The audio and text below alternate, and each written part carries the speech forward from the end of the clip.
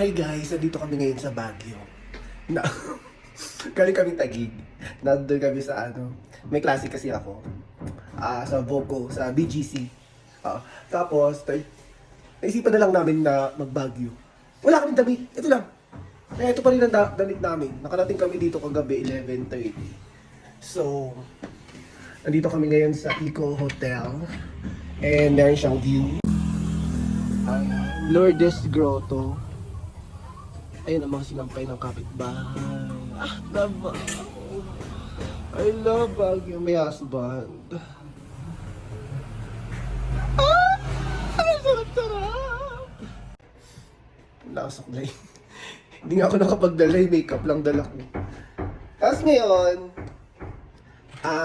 may libre kaming breakfast. Maybe. Or libreng breakfast. Kain muna kami. Tapos pupunta kami na